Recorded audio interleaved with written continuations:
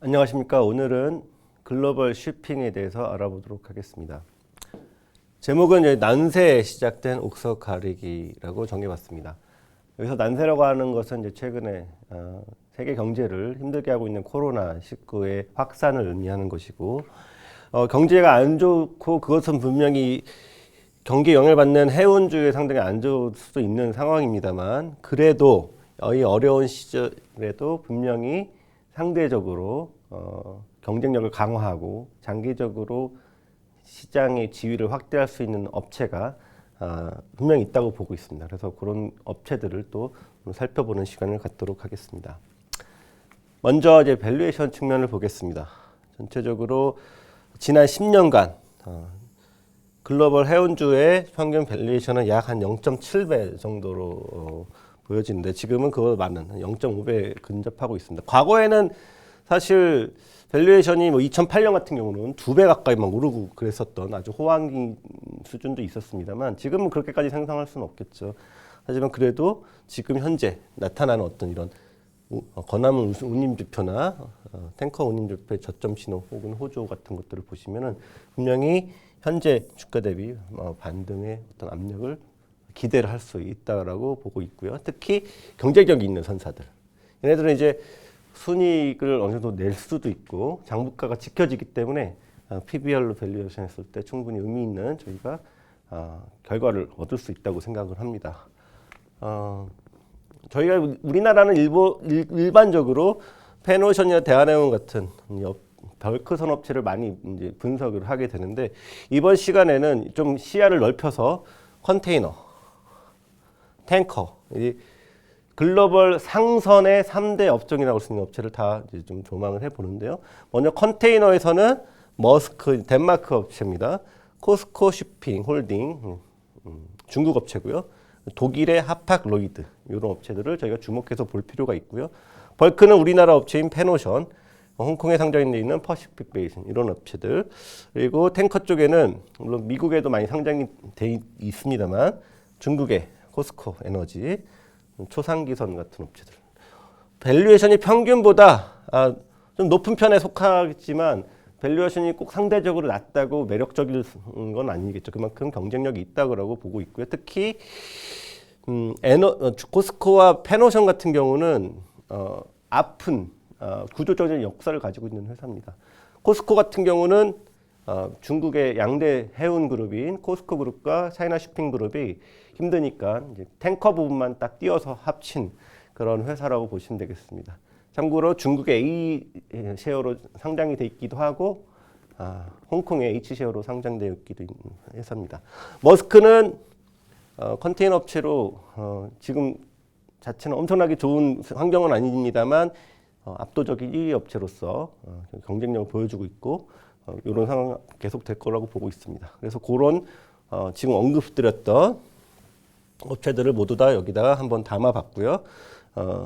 시가총액은 머스크 같은 경우 거의 20조 가까운 회사도 있고, 좀 작게는 7천억 이런 회사도 있습니다만, 그걸 한번 저희가 참고를 해보시고 저희가 주목한 업체들 위주로 한번 보시면 좋을 것 같습니다. 이제 시황을 본격적으로 좀 알아볼 텐데요. 지금 초반에 말씀드렸듯이 코로나19 때문에 원래 예상되었던 GDP보다 지금 많이 다운될 걸로 보고 있습니다. 심지어 마이너스까지 지금 예상이 되고 있는 상황이기 때문에 엄청나게 해운에 좋은 환경이라고 볼 수는 없죠. 왜냐하면 글로벌 교역 물동량의 80% 이상이 해운을 통해서 이루어지기 때문입니다. 사실 작년 말에는 미국의 도소매 순환 지표라든지 이런 것, 경기 선행지수 반등 이런 것들이 나타났습니다. 보시다시피 사실 이게 같이 좀 선행 혹은 동행하는 측면이 있기 때문에 꼬리를 들었다. 이미 그때는 해운주가 해운 지수가 많이 좋아졌었죠. 벌크, 탱커, 컨테이너 어떤 가치가 막 올라가고 있었죠. 작년에 BDI가 많이 좋았었고 탱커도 이란의 선박 피격 이런 것들이 막 있으면서 들썩였던 상황입니다. 그래서 이제 좋아지나 했는데 코로나 때문에 지금 다시 밑으로 갈 가능성이 매우 높은 상황이기 때문에 그럼 이것도 밑으로 가는 거 아니야라고 생각하는데, 작년에 보여줬던 것처럼 상대적으로 선방을 할 수 있는 그런 가능성도 충분히 있다고 보고 있고요. 아시다시피 이제 정부 부양책이 지금 나오고 있기 때문에 대표적인 커머디티의 일종이라고 볼 수 있는 해운 운임도 저희가 한번 기대를 해볼 수 있을 것 같습니다. 구체적으로 수급을 보겠습니다. 먼저 건화물. 건화물은 지금 엄청 시가형이 안 좋은 상황인데 연초 코로나19 영향도 있었고요. 발레가 공급 정명을 이제 하향을 했었던 상황이고요. 계절적인 기후의 영향도 좀 받으면서 계속적으로 수급이 안 좋았습니다. 특히 작년 같은 경우는 발레가 이제 그쪽에서 이제 아시지만 댐이 무너지면서 생산 차질이 있었고 그런 영향이 엄청나게 컸었기 때문에 올해는 조금은 나아지지 않을까 이렇게 저희가 기대를 하고 있는 상황인데요. 그래도 수요 대비 공급이 조금 더 우위에 있는 건 맞습니다. 그래서 가격 하락 압력이 분명히 있긴 합니다만 저희가 이번 내용은 코로나19가 어쨌든 EQ 안에는 EQ 안에는 정점 보일 것이라는 건 가정하에는 하반기만 잘라놓고 봤을 때 수급은 그래도 좀 나아지지 않겠냐 이런 관점에서 하반기에 기댄 어떤 건화물 수급을 전망을 해볼 수 있을 것 같습니다. 제가 이제 모두의 바닥 시그널 이렇게 말씀을 드렸었는데 제가 이제 보여드리고 싶은 어떤 인디케이터는 케이프 사이즈 좀 가장 큰 선형에 속하고요. 그다음 하나 조금 작은 배 용선료의 차이를 지금 말씀드립니다. 장기 평균 1.4. 그러니까 이게 거의 한 2배 이상 큰 배이기 때문에 가격이 분명히 이렇게 나누면은 1 이상에 있어야 되는 게 정상입니다. 시황이 좋을 때는 막 4배 가까운 가격을 보이기도 합니다. 근데 지금은 1 이하에 있죠. 어떻게 보면 2배 이상 큰데 빌리는 가격은 더 싸다라는 의미입니다. 그런 상황이 지금 봉착돼 있고 그 수준 자체도 거의 0.5배 밑으로 떨어졌다가 지금 올라가고 있는 상황이죠. 이게 이제 반등의 어떤 첫 번째 신호라고 볼 수 있겠고 이런 BDI와 이 지표가 저점, 고점 이런 것들이 일치하는 경우가 많습니다. 그래서 이번에도 BDI가 저점 치고 올라올 가능성이 높다고 했는데 이미 지금 조금씩 반등하고 있죠. 조금 이게 보기 좀 힘드시면은 직관적으로 이 BCI, 케이프 사이즈를 나타내는 운임과 BPI, 파나마스를 나타내는 운임의 차이를 보시면 되겠습니다. 시황이 좋을 때는 이 차이가 엄청나게 벌어져 있죠.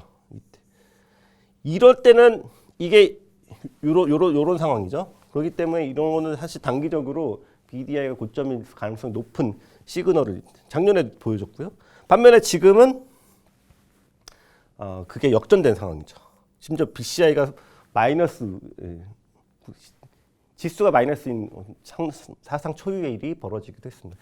이럴 때는 BDI가 더 떨어질 가능성은 적다.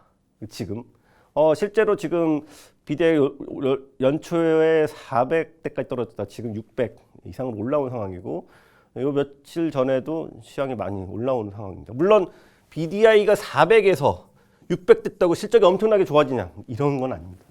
1000 정도 이상 올라와야지 조금 실적에도 좀 긍정적인 영향을 미치기 시작하는데 그래도 방향성 자체는 좋다라는 것이죠. 누구도 건화물, 뭐 예를 들면 페노션 이런 주식을 이럴 때 사고 싶지는 않을 겁니다. 그래도 BDI 더 안 떨어지고 올라오는 그때 딱 잡아서 매매를 할 가능성이 높다라는 측면에서 지금은 그래도 타이밍도 나쁘지 않다 이렇게 말씀을 드리고요. 컨테이너 같은 경우는 사실 작년까지 사실 수요는 계속 둔화됐죠. 아까 보였던 경기 선행지수 계속 떨어졌고 고개를 같이 했습니다. 특히 이제 미국, 중국 이제 무역 분쟁에 직격탄을 맞은 게 컨테이너이기 때문에 올해도 더 추가적으로 안 좋을 가능성이 높습니다. 수요는 0.6% 증가, 공급은 3%. 근데 이 코로나가 좀 확산세가 좀 많이 더 확대되면 이 정도까지도 빠질 수 있을 것 같습니다. 물론 금융위기 때까지는 아직은 상상하기 힘든 10% 가까이 빠졌기 때문에 건화물보다 훨씬 더 영향을 받죠. 왜냐하면 선진국의 경기에 제일 영향을 많이 받는 게 컨테이너이기 때문에 원래는 이제 중국에서 코로나가 확산됐었지만 지금 중국에 많이 이제 정리가 되고 있는 상황인 반면 선진국이 좀 더 문제이기 때문에 컨테이너에 대한 저희가 전망이 그렇게 썩 좋을 수만은 없다. 다만 공급도 많이 줄어들고 있죠. 발주량 부담은 적다는 겁니다. 이때와 이때 컨테이너 벌크 탱커를 다 합쳐서 이때 당시에 가장 큰 차이가 뭐냐면 발주량 부담이 적다라는 것입니다. 그때 당시에는 바다에 떠다니는 배의 50%가 앞으로 조선사가 이제 만들려고 준비를 했던 그런 규모였습니다. 그러니까 앞으로 지금도 배가 100척이나 있는데 예를 들면 50척이 더 시장에 쏟아져 나와야 되는 그런 상황이었다면 지금 이 숫자가 10% 미만입니다. 그때 대비해서 물론 배도 많이 늘어났지만 상대적으로 부담이 많이 적다는 거죠. 수요도 별로지만 뭐 엄청나게 무서운 이때 막 떨어지긴 했지만 그렇게 많이 안 떨어졌죠. 예에 비해서. 이런 상황. 계속적으로 5% 이상의 높은 수요는 계속 떨어지는데 공급은 계속 나왔던 이런 상황은 아닐 가능성이 높다라는 것이죠. 그래서 그런 측면에서는 저희가 2009년보다는 조금 긍정적으로 볼 여지가 있다고 보고 있습니다. 현재 컨테이너의 시황은 사실 예년보다는 좋은 편입니다. 지금 여기 있기 때문에 사실 작년 대비해서 보시면은 상당히 높은 국면이었어요. 코로나라서 안 좋다는데 왜 컨테이너는 상대적으로 좋았냐면 컨테이너 시차가 있습니다. 일단은 선진국이 안 좋아지기 시작한 것도 3월 중순 이후. 컨테이너를 물동량을 발주하는 거는 이미 1, 2월에 다 끝났기 때문에 그럼 3월까지 물동량은 어느 정도 보장이 돼 있었다는 거죠. 문제는 4월부터입니다. 원래는 4월에서 5월까지는 일반적으로 운임이 오르게 돼 있습니다. 뭐 GRI 그러니까 연간 화주와의 계약 협상을 앞두고 어떻게든 운임을 올려주려고 하는 게 해운사의 컨테이너 선사의 행위이기 때문에 막 배를 이제 운행 배를 일시적으로 줄인다든지 이런 모습을 보이는데 지금은 이렇게 오르는 것보다는 옆을 기거나 밑으로 좀 떨어질 가능성이 저는 높다고 보고 있습니다. 이게 코로나19 영향이 본격화되는 것이죠. 그래서 상대적으로 컨테이너는 단기 모멘텀이 떨어진다. 사실 물동량도 계속 떨어졌다가 사실 올해 반등하겠거니라고 처음에 생각했습니다만 현재는 조금 더 밑으로 먹는 모습을 보여줄 것 같고요. 그렇기 때문에 이 컨테이너는 구조조정이 촉발될 가능성이 매우 높습니다. 탱커와 벌커와는 달리 컨테이너는 고정비보다는 매우 높은 산업입니다. 벌커와 탱커는 수요가 없으면 운행을 안 하면 그만. 물론 그래도 일정 부분에 부담이 발생하지만 컨테이너는 배도 워낙 비싼 뿐만 아니라 완전히 0이 아닌 이상은 계속 컨테이너 돌아다녀야 됩니다. 그래서 마치 버스 같은 경우, 버스 아침에 엄청 출근할 때 사람이 많고 점심 때 사람이 없어도 버스는 계속 다닙니다. 그게 전기선의 특징이라고 할 수 있고 그렇기 때문에 자금력이 딸리고 원가 경영이 딸린 애들은 빨리 무너질 수밖에 없다라는 것이죠. 탱커 마지막 탱커입니다. 탱커는 이게 1년 조금 넘는 그래프인데 엄청나게 변동성이 큽니다. 이란 경제 제재, 사우디 정유 시설 드론 공격, 막 다양한 지정학적 요인에도 영향을 받습니다. 용선료가 막 30만 불까지 올랐다가 급락했다 다시 오르고 뭐 이런 모습을 계속 보여주고 있었어요. 작년에 이란 선박 피격 얘기도 있었고요. 올 초만 보시면은 3월 달에 얼마 되지도 않았죠. 사우디아라비아가 갑자기 난 시장에 원유를 쏟아 부을 거야 이러면서 탱커를 엄청나게 탱커선을 모집을 합니다. 그러니까 탱커 가격이 확 올랐죠. 근데 이게 계속 안 되니까 다시 탱커 가격이 떨어졌습니다. 그런데 요즘에 나타나고 있는데 플로팅 스토리지, 그러니까 원유 운반선을 원유 저장 시설로 이용을 하는 것이죠. 이 수요가 증가하면서 시황을 어느 정도 받쳐주고 있는 상황입니다. 이게 무슨 말이냐? 이게 자주 있는 일은 아닙니다만 지금 원유 시장은 컨탱커 시장, 즉 선물 가격이 현물 가격보다 현저히 높은 지금 상황이고요. 배럴당 약 한 물론 만기 기간에 따라 다르지만 $10 정도 배럴당 지금 격차가 나 있는 상황입니다. 그러니까 지금 원유를 현물로 사서 얘한테 저장을 해놓고 그다음에 그 선물을 6개월 후 선물을 매도를 해놓으면 이 $10에 따르는 아비트리지를 먹을 수 있는 거죠. 물론 여기에 대한 이제 플로팅 스토리지 빌리는 거에 대한 비용은 내겠지만 이런 수요가 많이 증가를 하고 있습니다. 이게 지금 원유 가격이 급락했기 때문에 이런 현상이 벌어지고 최근에도 좀 원유가 또 빠졌죠. 그래서 이런 현상이 조금 더 길게 이루어지고 이게 탱커한테 꼭 나쁜 건 아닌 상황이라고 보시면 되겠습니다. 수급도 수요는 3.5%, 공급도 어느 정도 균형. 작년에는 이제 사실 약간은 공급 과잉 이런 시황이 좀 있었는데 조금 균형을 맞아가는 그런 시황이 올해 보여줄 것으로 예상되고 있고요. 다만 LNG는 수급이 엄청 중요한 시장은 아닙니다만 수급이 올해는 조금 안 좋을 수 있습니다. 뭐 LNG 프로젝트 장기적으로는 좋겠지만 조금 연기되는 측면도 있고 그동안 공급이 발주를 많이 해놔서 신규 섹터이기 때문에 발주 생각 수요도 높고 공급도 높은 시장이라서 조금은 흔들릴 가능성이 없어. 그렇지만 LNG를 운반하는 해운사들은 대부분 뭐 20년 장기 계약을 해놓고 안정적인 마진을 취하기 때문에 이렇다고 해서 엄청나게 기업들의 수익이 빠지는 건 또 아니다. 그렇게 보시면 될 것 같고요. 저희가 오늘 또 말씀드리고 싶은 거는 이제 IMO 세계 해사 기구죠.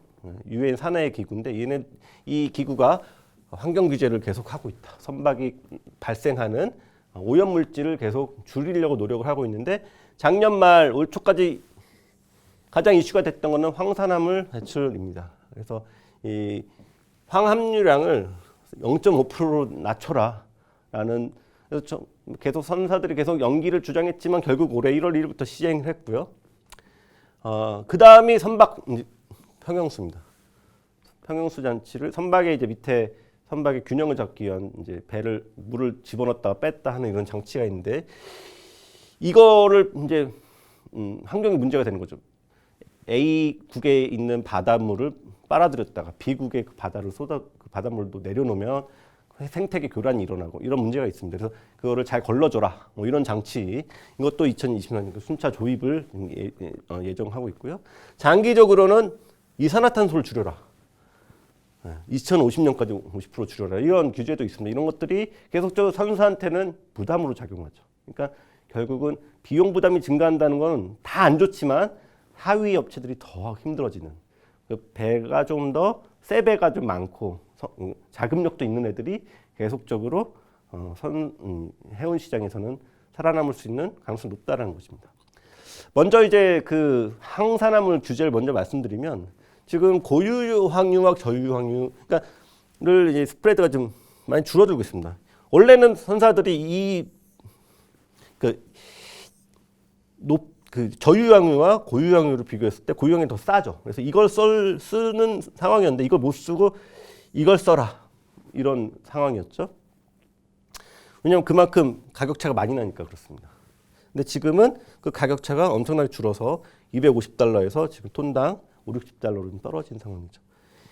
나는 그래도 이게 너무나 싸니까 이거 사서 그 나오는 배출가스를 좀 걸러갖고 그 다음에 내보내면 괜찮지 않냐. 그 장치가 스크러버라는 장치인데 그래서 올해는 스크러버가 엄청나게 증가할 걸로 예상이 됐습니다만 문제는 이거 쓰나 가격 큰 차이가 없기 때문에 예수요가 상당 부분 많이 떨어질 가능성이 높습니다. 예를 들어 보면은 페이백 기간이라고 해서 한 50불 정도면은 페이백 기간이 20개월 이하 대형선 기준으로 보면 떨어집니다. 그러니까 내가 스크럽을 투자했을 때 20개월, 2년 안에 다 투자비를 뽑을 수 있다는 것이죠. 근데 이게 워낙 많이 떨어져서 여기 지금 표시도 못 했는데 50달러 수준이면 이게 급격하게 증가합니다. 봤을 때 한 K객 기간은 50개월 이상으로 작은 배는 더 6, 70개월 이상으로 상승할 걸로 예상이 됩니다. 선사 입장에서 스크러버를 달 요인이 많이 줄어든 것이죠. 그래서 스크러버가 주는 그런 모습도 보여줄 가능성이 높고 대신에 갑자기 또 유가가 많이 또 오르면은 스크러버를 못 단 애들은 또 비용 부담이 많이 드니까 또 폐선으로 나올 가능성이 높아 이렇게 보시면 되겠습니다. 아까 말했던 선박 평형수 장치 얘기인데요. 지금 현재 약 4만 척의 배가 이 평형수 처리 장치를 달아야 됩니다. 지금 당장은 안 달아도 되지만 결국은 달아야 되는데 톤수로 환산하면 63%를 달아야 된다. 그러니까 이 처리 장치도 돈이 들기 때문에 이거 달아야 돼 말아야 돼 이런 선택을 해야 되는 것이죠. 특히 오래된 배는 많이 써먹고 이제 낡았기 때문에 이거 다느니 그냥 없애버려 뭐 이런 생각을 할 수도 선택을 할 수도 있는 것이죠. 그래서 오래된 배들을 보면 20년 이상을 확대할 경우 전체 배의 9% 톤수 기준, 척수 기준하면 14% 정도가 아마 폐선 압력을 받을 것이다. 그림상으로 보시면 까만색, 주황색 이런 것들이 다 폐선의 압력을 받을 가능성이 높다. 향후 한 2023, 24년까지. 그렇기 때문에 이게 규제에 따른 폐선 압력. 배가 많이 없어지게 되면 수급이 개선될 가능성이 높죠. 단 자기 배가 폐선되면 안 되겠죠. 상대적으로 그 환경을 유지해야 되니까. 그래서 선사의 경쟁력을 얘기할 때는 선대가 얼마나 선박의 연령이 낮냐, 선령이 낮냐 이런 것들로 판단을 할 필요도 있는 상황입니다. 마지막으로 이산화탄소인데요. 지금 IMO의 초기 전략 기본안은 2050년까지 배출량 50% 감소를 하고요. 야심차게 2100년 이산화탄소 배출량을 없애겠다. 근데 지금 내연기관, 무슨 연료를 쓰든 내연기관을 쓰는 입장에서는 상대적으로 이산화탄소 발생이 있을 수밖에 없죠. 획기적인 변화가 필요한 상황이고, 그래서 지금은 이제 선박 이용을 EEDI라고 해서 개선하는 그런 모습을 보여주고 운항도 최적화해야 되고, 그다음에 대체 연료 개발을 해야 되는 상황이죠. 그러니까 선사도 운영할 때 최대한 운영을 잘해야 되고, 조선사도 배를 만들 때 이 디자인을 잘 해가지고 이산화탄소 줄여야 되는 그런 상황이 현재 이미 와 있습니다. 올해 하반기에는 MEPC라는 이제 모임에 76차 모임에서 이제 4차 온실가스 어떻게 줄일 것이냐 뭐 이런 것들을 리뷰를 하고 승인을 할 것으로 예정돼 있어서 이 논의가 하반기에 또 본격화될 것으로 예상이 됩니다. 어쨌든 뭐 환경 규제는 결국 선사의 관심은 혹은 시장의 관심은 폐선이 일어날 것이냐 하는 것으로 귀결될 겁니다. 근데 올 초까지는 폐선이 많이 증가하지 않았습니다. 그 이유는 폐선을 할 때 고철로 팔아먹어야 되는데 그 고철 가격이 많이 높지 않았죠. 예를 들면 이런 것들입니다. 단기적으로 계속 고철 가격이 빠지는 그런 모습을 보여주고 있고, 유가가 빠지니까 중고선이 아주 오래된 중고선이라고 하더라도 운영비가 별로 안 드는, 옛날보다 안 드는 거죠. 그러니까 그냥 꾸역꾸역 운영하니까 폐선시키긴 좀 아깝고 돈 많이 받지도 않는데. 또 하나는 친환경 해체 규제가 있습니다. 폐선을 할 때는 상당히 열악한 환경, 그러니까 노동자들이 열악한 환경에 빠지는 경우가 많아서 국제 어떤 기구에서 상당히 이런 것들을 제대로 해라. 너무 싼 인력이 많은 대표적인 나라가 방글라데시 이런 나라죠. 그래서 사실 다른 영상 같은 거 보면 상당히 진짜 위험한 경우가 많은데 그런 거 하지 말라 이런 규제가 있으면서 해체를 하고 싶어도 돈도 별로 못 받고 해체 마음대로 하지도 못하고 이런 상황이었는데 최근 들어서는 해체 물량이 증가하는 모습을 결국 볼 수 있었습니다. 특히 건화물선 쪽이죠. 이걸 보시면 아무리 뭐 이런 조건이 있었어도 시황이 너무 안 좋으니까 돈이 안 벌리는 거죠. 별로 안 되는 고철값이라도 받고 팔자. 어차피 이거 뭐 매물단지네. 이런 게 나온 겁니다. 지금 거의 월 200만 톤까지 나오고 있는 상황이라서 상당히 빠른 페이스인 것 같습니다. 올해 저희가 예상하는 벌크선의 해체량이 약 2천만 톤 좀 안 되는데요. 지금 200만 톤이니까 곱하기 12만 해도 2,400만 톤이죠. 한 이 정도까지 올라오는 상황이라고 보시면 되겠고요. 그 다음에 이제 탱커. 내년엔 탱커 컨테이너도 많이 이제 해체가 본격화될 것으로 보고 있습니다. 그래서 전반적으로 폐선의 숫자가 계속 줄다가 늘어나는 턴어라운드를 만드는 게 아까 말씀드렸던 IMO의 규제가 그 시발점이 될 것이다. 그래서 수급이 개선될 수 있는 여지를 줄 수 있는 것 같습니다. 또 하나의 이슈는 뭐 빼먹을 수 없는 코로나19의 영향이죠.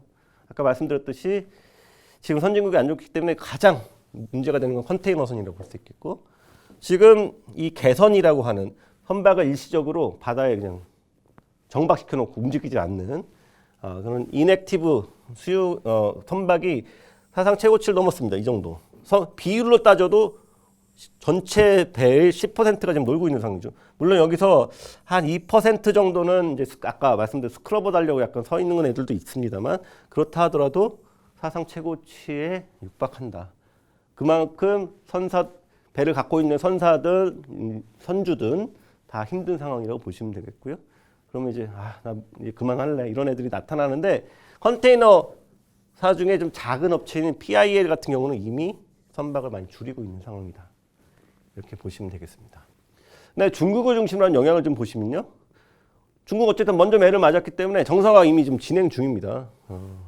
탱커 건함을 중심으로 일단 회복되고 있다고 보여지는데요. 춘절 이후 상황을 좀 보시면은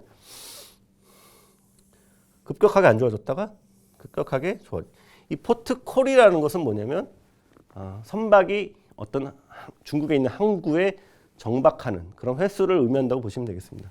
그만큼 뭔가 일감이 많다라는 것이죠. 작년 대비 20% 이상 높아진 상황이고 이게 계속 올라가는 상황입니다. 그동안 수입 안 했던 것들을 한꺼번에 수입하는 이렇게 올라오는 거를 저희가 펜트업 디맨드 혹은 이연 수요라고 얘기를 하는데 이런 일부 발생했죠. 그러니까 선진국의 코로나가 끝났을 때도 이런 것들을 기대하시는 분들이 V자 반등을 얘기하시는 건데 글쎄요 요즘에는 조금 V자 반등의 얘기는 많이 줄어들고 있습니다만 중국의 요 모습은 그래도 단기적으로 빨리 반등한 바가 있기 때문에 요 중국과 관련된 섹터 다시 말하면 탱커 건화물은 그래도 낫다 이렇게 보시면 될 것 같고요. 장기적인 고민은 중국의 GVC 그러니까 글로벌 밸류 체인에서의 경쟁력입니다. 중국이 이번에 문제를 많이 일으키면서 전 세계적으로 부품 조달도 잘 안 됐고 뭐 필요하다고 하면 중국이 다 만들어서 줬는데 안 줘서 막 문제가 되고 있었죠. 그래서 막 자동차 생산도 못 하고 그럼 중국이 과연 이 GVC 안에서의 영향이 줄어들어야 되지 않겠느냐 이런 고민을 해볼 수 있습니다. 실제로 건화물만 보더라도 엄청나게 많이 과거에 비해서 늘어났죠. 평균적으로 30% 이상 되는 중국의 비중이 높아지는 경우가 많습니다. 그러다 보니까 해운 수요에서의 중국의 비중도 계속 올랐습니다. 지금 거의 30%에 육박하는 상황이죠. 그럼 중국이 이제 만들던 걸 덜 만들고 이걸 선진국에서 생산해버리면 선진국은 야, 중국에서 수입 안 하고 우리가 만들어서 우리가 써야지. 이렇게 되면 결국 어떻게 되느냐. 해운으로 운반할 게 별로 없으니까. 특히 완제품 수요가 영향이 큰 컨테이너 같은 경우가 이런 영향을 크게 받을 것으로 예상을 합니다. 그렇지만 극단적인 리쇼어링은 없을 거라고 생각을 하는 것이 결국은 리쇼어링 되는 제품들은 고부가 가치 제품이 많지 않겠냐. 해운으로 나르는 건 보통 저부가가 많습니다. 저부가치 낮은 가격을. 그러니까 이제 느릿느릿하지만 비용이 좀 덜 드는 배로 나르는 것이죠. 뭐 핸드폰, 뭐 이런 아이폰 같은 것들은 고부가치니까 이런 것도 사실 항공 화물로 날라버리거든요. 항공기로. 이런 것들은 영향을 일부 받을 수 있겠지만 사실 원가 경쟁이 중요한 이 저부가치는 좀 영향을 덜 받지 않을까 생각하고 그래도 난 중국에서 만든 건 좀 불안해. 너무 그쪽에서 싫어. 그러면은 이게 어떻게 갈 수 있냐면 탈중국해서 아세안으로 갈 가능성 뭐 우리나라도 오면 더 좋겠습니다만 이로 갈 가능성 대표적인 나라가 베트남이죠. 이미 베트남이 어느 정도의 글로벌 생산 기지로서 역할을 조금씩 하고 있는 상황인데 이게 가속화될 가능성이 높습니다. 그러면 어떻게 되냐면 포트콜이 계속 복잡해지겠죠. 옛날에는 상해에서 물건을 실어서 뭐 부산 거쳐서 미국으로 갔다면 혹은 도쿄로까지 거쳐서 갔다면 이제는 상해에도 가야 되지만 뭐 하노이에도 가야 되고 뭐 인도네시아에도 가야 되고 여러 군데 거쳐서 가야 될 가능성이 높기 때문에 복잡성이 높아지고 운항 일수가 증가를 하게 됩니다. 그렇게 되면 배가 더 많이 필요하겠죠. 수급 측면에서 오히려 긍정적일 수도 있는 그런 상황이라고 보시면 될 것 같습니다. 예, 산업은 이 정도로 마무리 짓고요. 종목을 먼저 보시면요. 먼저 페노션 저희 이번에 목표 주가 3,800원 제시를 했고요. 타겟 EV/EBITDA는 8.2배는 법정 관리 이후 저점 평균이다. 그래서 지금 시장이 엄청 저점에서 올라는 조금 올 가능성이 높기 때문에 이 정도 한번 트라이는 해보지 않겠느냐 이런 기대를 해볼 수 있습니다. 높은 안정성, 부채 비율이 54%고 선박의 평균 나이가 7.4년으로 시장 평균보다 엄청 낮습니다. 그리고 지금 이 시황이 안 좋은 상황이지만 장기 계약, 아까 말씀드린 브라질의 최대 철강 생산업체들 이런 애들이 또 옵션 연장 계약을 하면서 장기적으로 계속 안정적인 이익을 만들어내는 부분도 있기 때문에 올해 이익은 많이 좀 줄어들 가능성이 높습니다만 내년에 반등도 의미 있게 있을 수 있다라고 생각을 합니다. 코스코 에너지 운송입니다. 펜컬 저희가 제일 긍정적으로 봤는데 주가 보시면 상당히 좋았죠. 최근 들어서. 지금 코로나19 경기가 안 좋은데 이런 움직임 상당히 이례적인 모습인데 말씀드렸듯이 얘는 중국 에너지 수송을 맡기 때문에 일단 기본적으로 깔고 가는 것들이 있습니다. 그래서 특히 LNG선 같은 경우는 꾸준히 증가를 하죠. 매출 비중이 LNG선이 크진 않지만 세전이 기준은 거의 50% 육박합니다. 그만큼 LNG선이 안정적으로 받쳐주는 업체라고 볼 수 있고 국영기업을 중심으로 한 안정적인 운송 계약을 갖고 있기 때문에 시황에 전혀 안 되진 않지만 어느 정도 안정적인 실적이 그렇죠? 작년 올해 많이 증가할 것으로 보고 있습니다. 사실 작년 4분기에는 좀 실적이 안 좋았습니다. 왜냐하면 미국이 이 코스코 에너지 운송의 탱커선들을 이란 생선 규제를 위반했다고 해서 운항 못하게 막아버렸습니다. 그래서 좀 실적이 안 좋았지만 1월 말에 이게 다 풀렸기 때문에 배가 다시 나와서 열심히 영업을 하고 있기 때문에 다시 실적은 좋아질 것으로 예상을 합니다. 그래서 선대 확진도 계속되어 있어서 외형 확대도 기대를 해볼 수 있습니다. 마지막 머스크입니다. 머스크는 세계 1위의 점유율을 갖고 있는 컨테이너 업체고요. 심지어 2위 선사인 MSC와 2M이라는 얼라이언스를 구축했습니다. 1위와 2위끼리 야 우리끼리 친구하자 이렇게 된 거죠. 밑에 애들은 점점 힘들어지는 모습이죠. 돈도 많고 하니까 큰 배를 사면 한번 단위 코스트가 떨어집니다. 그렇기 때문에 상대적으로 낮은 운임을 제공을 할 수 있고 점유율을 계속 가져올 수 있는 것이죠. 환경 규제에 대응하기 위해서 황산화물 관련한 새로운 그 유류 할증료 같은 것들을 도입했고 스크러버 장착도 일부 끝냈고요. 이산화탄소 발생량 다른 애들 생각도 안 하는 애들이 많은데 벌써 60%까지 감축하겠다. 지금 이미 40% 가까이 감축을 한 상황이고 미래에 미리 대비를 하는 것이죠. 선도적인 역할을 한다. 최근 시장이 안 좋습니다. 탱커 건화물보다 안 좋지만 이런 1등하는 애들은 결국 구조조정 확대의 수혜자가 될 것이다. 최근 들어서 경기가 안 좋아졌지만 작년에도 실적이 많이 좋아졌고요. 올해도 어느 정도는 안정적인 실적을 구축하지 않을까. 물론 아마도 이 컨센은 좀 떨어질 가능성이 높습니다. 지금 4월, 5월에 어떤 시황에 따라서 변동될 수 있지만 다른 애들은 더 힘들 것이다. 그런 측면에서 관심을 가질 종목이라고 말씀드릴 수 있겠습니다. 네, 이상으로 글로벌 쇼핑에 대해 알아봤습니다. 감사합니다.